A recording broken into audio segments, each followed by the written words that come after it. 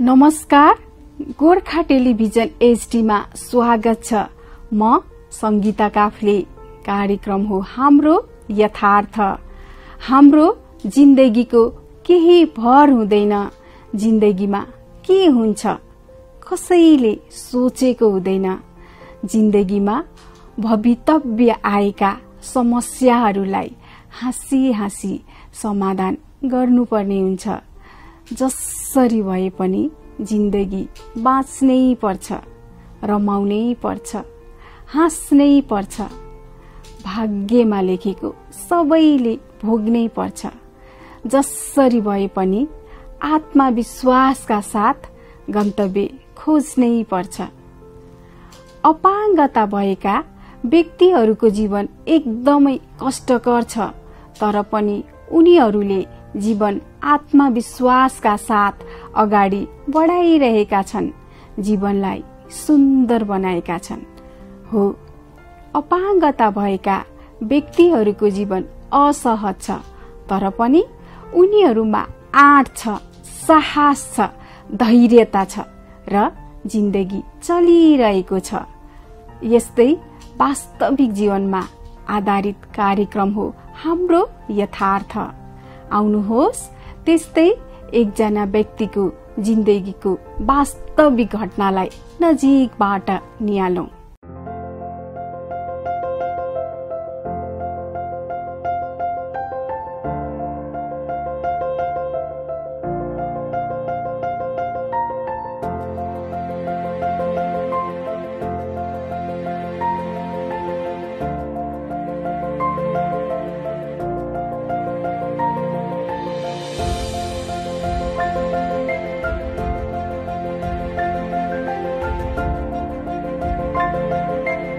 आफ्नो हौसलालाई यो नबताउनुहोस् कि तपाईको समस्या कति ठूलो छ।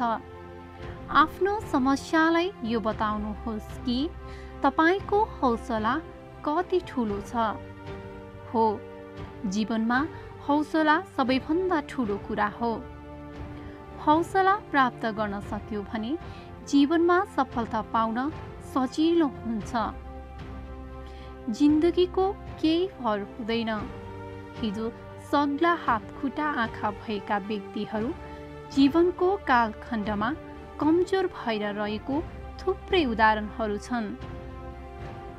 त्यस्तै अवस्थामा रहँदै आउनु भएको व्यक्ति हुनुहुन्छ उमेश थापा। उहाँ सुरुमा सामान्य जीवनयापन गरिरहनु भएको थियो। पछि 21-22 वर्षको उमेरपछि आँखामा समस्या देखा पर्न थाल्यो। तर आँखामा समस्या भएर पनि उहाँको जीवनमा खासै केही फरक नपरेको कुरा हामीहरूसँग व्यक्त गर्नुहुन्छ। नमस्कार, म चाहिँ उमेश थापा, घर सिन्धुपाल्चोक, हाल कीर्तिपुर। म चाहिँ ब्लाइन्ड हो। अब 2064 सालमा ब्लाइन्ड हुन पुगेको हो। औपचारिक शिक्षा तपाईको जीवनयापनको लागि काफी हुन्छ, तर आत्मशिक्षाले तपाईलाई भाग्यवान र मूल्यवान मान्छे बनाउँछ भनी चाहिँ उहाँले पनि आफ्नो जीवनलाई अगाडि बढाउँदै लैजानुभयो। आफूसँग भएको कमजोरी पक्षलाई भन्दा पनि सबल पक्षलाई केलाउँदै अगाडि बढ्नुभयो। जब उहाँ 2064 सालमा आँखाको ज्योति गुमाउनुभयो, तब उहाँ झन्झन अगाडि बढ्दै गएको कुरा हामीहरूसँग व्यक्त गर्नुहुन्छ। मेरो त पहिला त बाइक एक्सिडेन्ट भएर एउटा अलरेडी के अरे ब्लाइन्ड भइसकेका थिएँ। लो भिजन चाहिँ त्यो पनि 64 सालमा छतबाट खसेर ब्लाइन्ड हुन पुगेँ, फुटेर एक्सिडेन्टबाट। बोल्ने शब्द र गरिने व्यवहार नै मान्छेको पहिचान हो। आजभोलि मान्छेले आफ्नो पहिचान बिर्सँदैछ। बोल्ने शब्द त त्यसबेला फरक पर्दछ जब कसैले आफूमाथि अपशब्दहरू बोल्ने गर्दछन्। जब उहाँ सबल हुनुहुन्थ्यो तब सबैको हाई हाईमा हुन्थे, तर जब उहाँको आँखाको ज्योति गुम्न गयो, आफन्त, परिवार, छिमेकी, समाजले नराम्रो शब्दहरू बोल्दथे। किन ठोकिन आएको, घरभित्रै बस्नु नि, किन घरभन्दा बाहिर निस्केको इत्यादि तीता वचनको बाणले हान्दथे। तर पनि उहाँ अलिकति पनि डगमगाउनु भएन। उहाँलाई त छन् ठुला ठुला काम गर्ने हौसला मिल्यो। शारीरिक आँखा भन्दा पनि आत्मिक आँखाले काम गरेको कुरा हामीहरूसँग व्यक्त गर्नुहुन्छ। ब्लाइन्ड हुँदा भन्दा पनि अब जुनसुकै अपाङ्ग भएका व्यक्ति, ब्लाइन्ड भएका मात्र होइन, जुनसुकै अपाङ्ग भएका व्यक्तिलाई अब आफ्नो पीडा जसलाई पर्छ त्यसले मात्र भोगेको हुन्छ होइन। अब म त अझ बिचमा आएर यस्तो भएर बिचमा भोगेँ। मभन्दा सुरुवातमा भोग्नेहरू धेरै छन् होला सायद, मेरो त दुःख थोरै मात्र होला, धेरै छ। तर मेरो भन्नुपर्दा चाहिँ मलाई त बिचमा ब्लाइन्ड हुन पुग्दा, अपाङ्ग हुन पुग्दा धेरै नै के अरे कठिनाइ भयो। किनभने समाजको हेर्ने दृष्टिकोण ममा परिवर्तन भयो होइन। अब हिजो जुन के अरे मलाई हेर्थे, पछि अब पहिला साथी सङ्गीतले भनेर आफन्त भन्नेहरूले पनि दयाको भावनाले हेर्न त तर तल राखेर हेरे क्या। अब यसले केही गर्न सक्दैन, अब यो त सधैँ तलको क्या, अरूको दया मायामा मात्र बाँच्न पर्छ भन्ने। अनि अब भर्खर ब्लाइन्ड हुँदाखेरिको जुन पीडा त्यो त अब मलाई मात्र थाहा छ। जुन बाटोमा हिँड्दा पनि किन हिँडे यसरी, घरभित्र थोप्रेर घरमा भित्र बस्नुपर्छ, यसरी हिँड्न हुन्छ भन्ने। लौरो टेक्दै जाँदाखेरि लाग्छ, अनि जानी हिर्काउँछ क्या हो भन्ने होइन। अब मान्छे मर्सँग उनीहरू अब देख्ने हुन्छन्। अब पहिला देखा भन्ठानेर उनीहरू पनि बाटो नछोडिदिन गएर ठोकिँदाखेरि के अरे किन ठोकिन आएको भन्ने। अब गाउँतिरको अब आफन्तले गर्ने दृष्टिकोणै, हेर्ने दृष्टिकोणै, व्यवहारै परिवर्तन भयो नि। अब पहिला के त अब आँखा देख्दा त अब केही गर्न नसक्ने भनेर त्यो नजरले हेर्थ्यो भने झन् ब्लाइन्ड भएपछि यसको जिन्दगी गयो होइन। अब यसले केही थाहा पाउँदैन। अब भन्दा अलिकति अब लाजै होला। अब अहिले यसको अगाडि लएर जे पनि खाला भन्ने आफन्तले भने, त्यतिसम्म पनि सहियो, धैर्यता गरियो। तर मेरो मनमा थियो म केही गर्छु, मेरा लागि होइन, मेरो आँखाको ज्योति गए पनि दुनियाँको ज्योति छर्ने प्रयास गर्छु म जस्ता धेरैलाई। किनभने म त आधा आँखा नदेख्ने भएको हो नि, आधी उमेर। त्योभन्दा अगाडि त म देख्ने थिएँ, र मैले धेरै देखेर धेरै भोगिसकेका थिएँ। अब मेरो दुईवटा ज्ञान प्राप्त भयो। ममा दुईवटा आँखा थियो पहिला, जुन एउटा आत्मिक आँखा, एउटा शारीरिक आँखा। शारीरिक आँखा गयो, तर शारीरिक आँखा जानुभन्दा पनि गए पनि मलाई केही दुःख छैन। तर आत्मिक आँखा ठुलो रहेछ भन्ने कुरा मैले आज आएर बुझेँ। र मेरो यो आँखाले आज दुनियाँलाई मैले देखाएको त छु, जति मैले कोसिस गरेको छु। मैले देखाएर महान बने म भन्दिनँ, मैले गर्ने जति कोसिस गरेको छु। कोसिस ठुलो कुरा हो, र मैले त्यही मैले एउटा मेरो लक्ष्य उद्देश्य थियो। म मात्र बाँच्दिनँ, दुनियाँलाई बचाएर हिँड्छु भन्ने चाहिँ मेरो धारणा राखेर चाहिँ मैले सहेर हिँडेको थिएँ। जुन समाज र आफन्तले हेर्ने जुन दृष्टिकोणबाट चाहिँ मैले त्यो एउटा कठोर बनेर हिँडेको थिएँ। कति व्यक्तिहरूले आफ्नो जीवन यत्तिकै बर्बाद गरिरहेका छन्। सडकमा मागेर आफ्नो जीवनयापन गरिरहेका पनि छन्। तर उहाँले आफ्नो सिपलाई सही ठाउँमा सदुपयोग गरेर जीवन अगाडि बढाउनु पर्दछ भन्नुहुन्छ। मागेर खानु मात्र जीवनको विकल्प होइन। जीवनमा आफ्नो काम आफै गर्नुपर्दछ। त्यसको लागि अवसर खोज्नु पर्दछ। आँखा नदेख्ने व्यक्तिहरूले पनि व्यापार व्यवसाय गरेर जीवन चलाउन सक्दछ भन्ने भनाइ उहाँको रहेको छ। मान्छेले दुई छाक खानको लागि माग्नै पर्छ भन्ने छैन। सबैलाई काम गरेर खानको लागि भगवानले आफू आफ्नो एउटा सिप दिएका त हुन्छन्, तर माग्ने पनि कस्तो प्रकारको भन्ने हुन्छ। अब उनीहरूले त्यो सिप, जुन गीत गाउनेहरू छन् रोडमा, र कोही मागेर पनि बस्ने छन्, तर तर मलाई गीत गाएर रोडमै जानुपर्छ भन्ने पनि छैन। त्यसो गर्नु विकल्प हो जस्तो मलाई लाग्दैन, किनभने अहिले देशमा धेरै परिवर्तन आइसक्यो। किन भन्दाखेरि ब्लाइन्डले पनि उद्योग चलाउन सक्छ, व्यवसाय गर्न सक्छ हैन। अब आफ्नो सिपहरू अनेक हुन्छन्, ब्लाइन्डहरूसँग पनि सिपहरू छ, मैसँग धेरै छ। म पछि ब्लाइन्ड भएर त मसँग सिपहरू छ भने उनीहरूसँग त पहिल्यैदेखिको ब्लाइन्डहरू भएकाहरूसँग त सिप होला, त्यो सिपलाई बेचेर खाए हुन्थ्यो। त्यो मलाई त रोडमा गीत गाउन जानेहरूको अब विरुद्ध बोले जस्तो होला, तर मलाई अल्छीले चाहिँ मलाई रोडमा गीत गाउन गएको जस्तो लाग्छ। किनभने काम गरेर खान दुःख छ, हातका नङ्ग्रा हातका पाहुरा ख्याउन पर्यो र त्यहाँको रोडमा गयो भने ट्र्याकमा गीत गायो हैन, अगाडि थाप्यो, पैसा दिइहाल्छन् कठैबाट भनेर, त्यो भएको कारणले चाहिँ मलाई रोडमा गए जस्तो लाग्छ। मान्छे त्यति बेला बदलिन्छ जब उनका आवश्यकताहरू बदलिन्छन् भने चाहिँ उहाँ जब देख्न छोड्नुभयो तब आफूले आफैलाई सम्हाल्दै अगरबत्ती फ्याक्ट्री खोल्नुभयो। त्यसमा समावेश हुँदै अहिले आफ्नो जीवनयापन आफै गरिरहनु भएको छ। कसैसँग पनि हात फैलाउनु परेको छैन। उहाँले अगरबत्ती बनाएर पोखरा, दाङ, धरान, सुर्खेत, काठमाडौँ, भक्तपुर, ललितपुर जस्ता विविध ठाउँहरूमा लगेर सामान बिक्री वितरण गर्ने कुरा उल्लेख गर्नुहुन्छ। मेरो चाहिँ अगरबत्ती हो। जब म ब्लाइन्ड हुन पुगेँ 2064 सालमा, मैले 6 महिनामै जुन कीर्तिपुर भन्ने ठाउँमा जाँदाखेरि धेरै ब्लाइन्डहरू देखेँ र धेरै पढेका पनि बेरोजगार रहेछन्, जाहिर पाउन गाह्रो रहेछ र गाउँ गाउँबाट काठमाडौँ आएर पढ्नलाई गाह्रो हुँदो रहेछ, स्कलरसिप पाउन गाह्रो हुन्छ। अब मैले केही गर्नुपर्छ भन्ने मेरो धारणाले चाहिँ मैले पहिला मैनबत्ती, झोल साबुन, फिनेलहरू गरेँ। अनि त्यस पश्चातको प्लस चाहिँ मैले अगरबत्ती जुन 12 महिना 12 काल चल्ने र बेच्न हिँडेर यसो दिनमा 400-500, 800-900 कमाइ हुने त्यो व्यवसाय चाहिँ गरेको छु र सबै ब्लाइन्डहरूलाई र सम्पूर्ण अपाङ्गलाई मैले दिएको छु र ठाउँ ठाउँमा पुर्याउने कोसिस गरेको छु। सम्पूर्ण छ, त्यहाँभित्र काम गरे त्यो अपाङ्ग व्यक्ति मात्र होइन, सपाङ्ग पनि हो। तिन के अरे महिलाहरू, प्राय महिला र अनि अपाङ्गहरू हुनुहुन्छ। अब भित्र काम गर्ने चाहिँ अब लो भिजन अथवा के अरे हातखुट्टा चाहिन्छ भित्र बनाउनको, बेच्नको हिँड्नलाई चाहिँ फुल ब्लाइन्डहरू अनि डोराएर हिँड्ने महिलाहरू जुन रोजगारका लागि जुन 10-20 हजार 30 हजार कमाउनलाई विदेश जान नपरोस् भनेर महिलाहरूलाई र अपाङ्गहरूलाई मैले प्रोत्साहित हुनको लागि नै मैले धेरै जस्तो यसमै फोकस गरेको छु।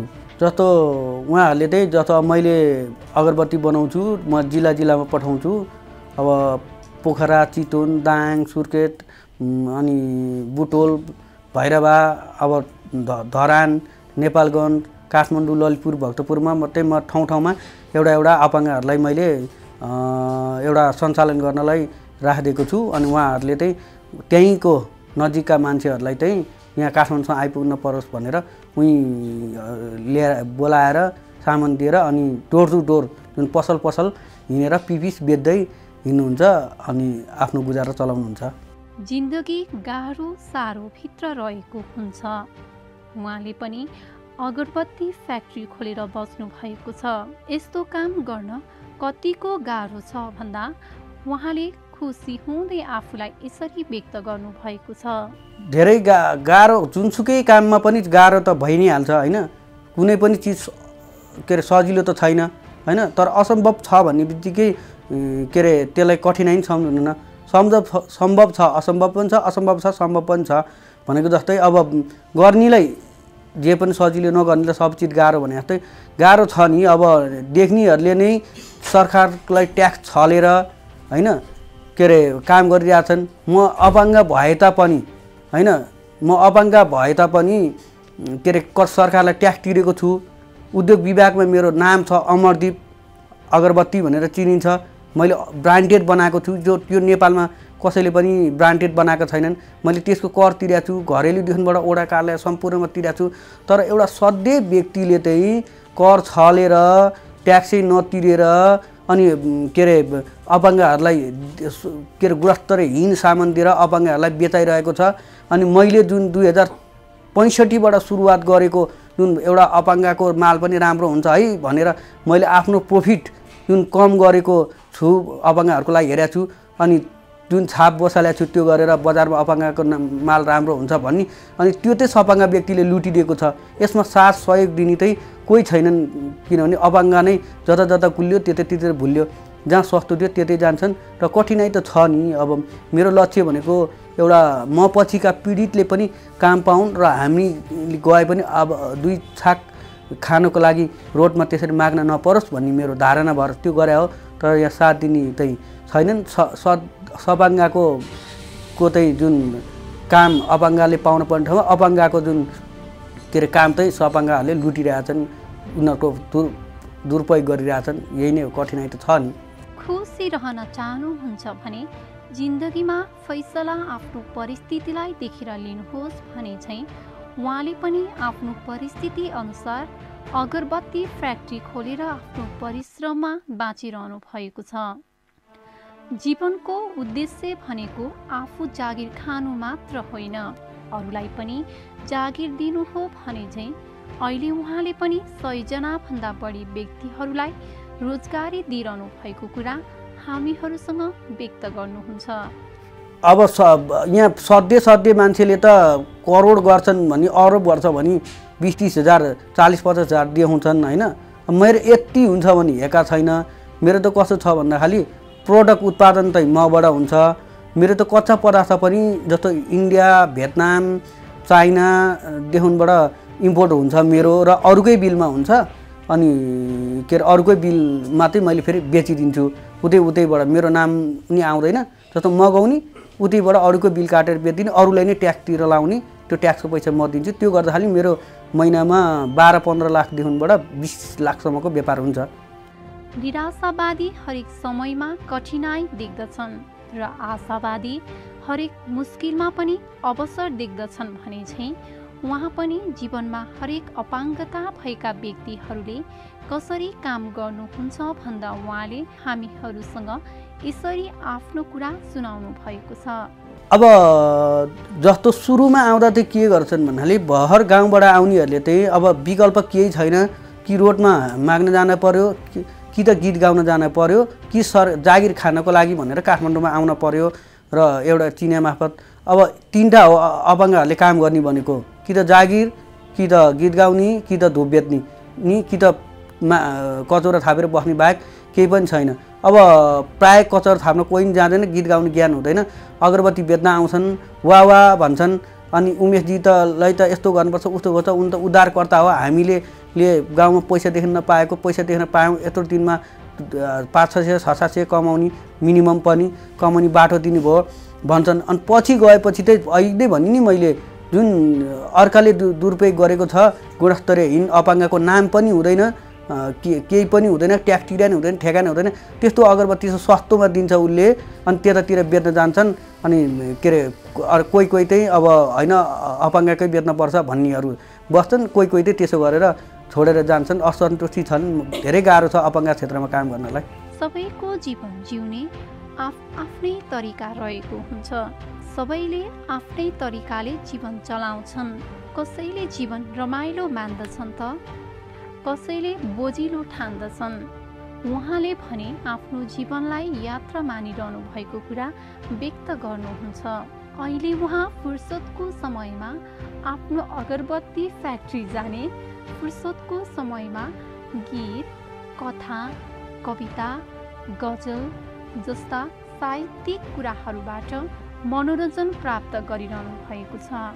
हिजोसम्म लाग्थ्यो मलाई तपाईँ को हो, हिजोसम्म लाग्छ मलाई तपाईँ को हो, आज चिन्यो, आज तपाईँलाई चिन्यो, सङ्घर्ष जिउने एउटा माध्यम मात्र हो। धन्यवाद। सम्भव र असम्भव के हो? यो त सब एक आडम्बर मात्र हो।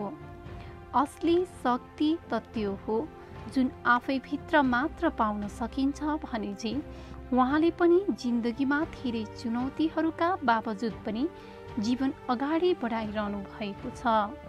होइन, चुनौती धेरै छन् अपाङ्गहरूलाई, मलाई मात्र होइन झन् के अरे मैले आँखा देखेकै चुनौती, अरूलाई देखेकै चुनौती देख्दा पनि म हिजो आज मलाई त हेर्ने धेरै होलान्, तर मैले मेरै दृष्टिले हेरेको हिजो बिचारा अपाङ्गहरू के अरे थाम्दै जाँदा खालि रङ बाटो गइरहेको हुन्छ। कसैले म फलान ठाउँ पुऱ्याइन्छु भन्दा नै ट्वाँ परेर हेर्छु। म आफै हेर्थेँ होइन। अब डल्लुको पुलबाट म नरदेवी सीताबाला अफिस जाँदा खालि के अरे डल्लुको पुलबाट रङ बाटो गइसक्यो, तल बगरपट्टि गइसक्यो, पुल क्रस गर्न खोजेँ, मैले पुऱ्याइनँ। त म साउको बाइक लिएर हिँडिरहेको थिएँ, मैले बाइकमा हालेँ फलान ठाउँ के अरे जाने हो, म लगिदिन्छु नि त भन्न सक्थेँ, तर भनिनँ। त्यो जनचेतनाको कमीको कारण अहिले पनि अपाङ्गलाई हेर्ने दृष्टिकोण हाम्रो नेपालमा परिवर्तन भएको छैन र सरकारकै छैन भने त जनताको त के हो त होइन। धेरै सङ्घर्ष छ। अब गाडीमा हिँड्दा खालि अब कति व्यक्तिले सिट अपाङ्गको सिटमा बसिदिया हुन्छ नछोडिदिने होइन। अब हामीले त देख्दैनौँ कहाँ छ अनि खलासीहरूले नभनिदिने, गाडी नरोकिदिने, अनि झन् व्हिलचेयरवालाहरूलाई त गाडीमै नचढाउने होइन। त्यस्तो देखाएको छु मैले। अब यताउति यात्रा गरेर हामीलाई अपाङ्गको नै रहर हुन्छ, इच्छा हुन्छ, चाहना हुन्छ नि। के हात नभएर, खुट्टा नभएर, आँखा नभएर हुन्छ? एउटा बोल्न गर्न नसक्नेको त इच्छा हुन्छ होइन। भनी उनीहरूको इच्छालाई बुझ्ने नेपालमा मलाई कोही छ, कोही छैन जस्तो लाग्छ। अब भेट्दै जाँदा खालि राम्रा कुरा नि भेटिन्छ, नराम्रो कुरा नि भेटिन्छन्। सङ्घर्ष धेरै चुनौतीहरू भोग्न पर्दो रहेछ र भोगिरहेको छु मैले। अपाङ्गता भएका व्यक्तिहरूलाई राज्यले धेरै कुरा गर्न आवश्यक रहेको छ। राज्य एउटा अभिभावक नै हो हुन त। राज्यले अपाङ्गता भएका व्यक्तिहरूलाई सामाजिक सुरक्षा भत्ता त दिएको छ, तर त्यो प्रभावकारी नभएको उहाँको गुनासो रहेको छ। अपाङ्ग भएका व्यक्तिहरूलाई जुन भत्ता बढाएर मात्र सम्भव छैन क्या, त्यसको भत्ताले खान पुग्छ होइन। ल गाउँमा बस्नेलाई त के अरे यसको भत्ता आउला 3000 4000 2500 आउला भनेर आफन्तले पाल्देला होइन। तर उसमालाई त्यहाँ गर्ने हेला पीडा त्यो उसलाई मात्र थाहा छ नि त। सरकारलाई थाहा छ, जनतालाई थाहा छैन। तर त्यसरी दिनुभन्दा बरु त्यही पैसाहरू सङ्कलन गरेर एउटा उद्योग कल कारखाना खोलेर अथवा उसलाई सिप प्रदान गरेर ल गरी खा भनेर आर्थिक सहयोग गरेर त्यसरी दिने हो। म भन्छु, म कसै अपाङ्गलाई म जिन्दगीभर ल 5 जना म पाल्छु जिन्दगीभरलाई, उसलाई त्यो पालेर पुग्दैन। उसको रहर इच्छा हुन्छ, चाहना हुन्छ, उसलाई पनि बिहे गर्न मुन होला होइन, छोराछोरी जन्मन मुन होला होइन। हरेक मान्छे जन्मिएपछि त सृष्टि गर्ने के अरे सृष्टिकर्ताले सृष्टि गर्दै जा, सृष्टि बढाउँदै जा भने हुन्छ। अनि त्यसले पुग्छ त्यो सरकारले। अनि के माग्न जाने? धुपबेतीसम्म त ठिक छ, व्यापार गर्न गएको हो, सामान घरमा पुऱ्याइदिएको छ अपाङ्गहरूले। उल्टो सपाङ्गलाई सहयोग गरेको छ। यो अपाङ्गलाई सहयोग गरेको अगरबत्तीले होइन कि सपाङ्गलाई त उल्टो घरमा पुऱ्याइदिएको छ। नदेखिले लौरोले थाम्दै गएर पसलसँग जाने उनीहरूलाई दुःख मुक्त भएको छन्। 2-4 रुपियाँ बढीले होला त्यो छ। तर यो काम सरकारले गर्नुपर्ने हो होइन। धेरै बरु अपाङ्ग मिलेर अपाङ्गलाई रोजगार दिउँ भनेर कतिले लागि परेका छन्। सरकार लिएर जनताले त लिदिएर सामान लिदिएर उनीहरूलाई साथ दिएछ। सरकारले केही गरेको छ जस्तो मलाई लाग्दैन। पैसा दिँदैमा ठुलो कुरा हुँदैन जस्तो लाग्छ मलाई। समस्याको समाधान पैसा दिएर होइन। जीवनको एक क्षण करोडौं स्वर्ण मुद्रा लिएर पनि पाउन सकिँदैन। त्यसैले यो हाम्रो अमूल्य जीवनलाई दुःखी बनाएर नबिताउनुहोस्। तपाईलाई सफलताको शुभकामना। अपाङ्गता हुनु कुनै दोष होइन। अपाङ्गता कुनै पूर्व जन्मको पाप पनि होइन। यो त एउटा अवस्था मात्र हो। तर पनि मानिसहरूले यसलाई पूर्व जन्मको पापको भागीदार बनाउँछन् र उनीहरूलाई बोझ मान्दछन्। हामी जस्तो शिक्षित सभ्य नागरिकहरूले यस्तो सोच कदापि राख्नु हुँदैन। उनीहरूलाई माया गरौँ, सम्मान गरौँ, अवसर दिउँ त, अनि मात्र यस्ता व्यक्तिहरू माथि पुग्न सक्छन्। यस्ता व्यक्तिहरूको उन्नति, प्रगति र विकासले हाम्रो देशले कोल्टे फेर्न सक्नेछ। हवस् त, आजलाई यति नै। अर्को हप्ता पुनः उपस्थित हुने नै छौँ। तबसम्मको लागि हेर्दै रहनुहोला गोर्खा टेलिभिजन HD। नमस्कार।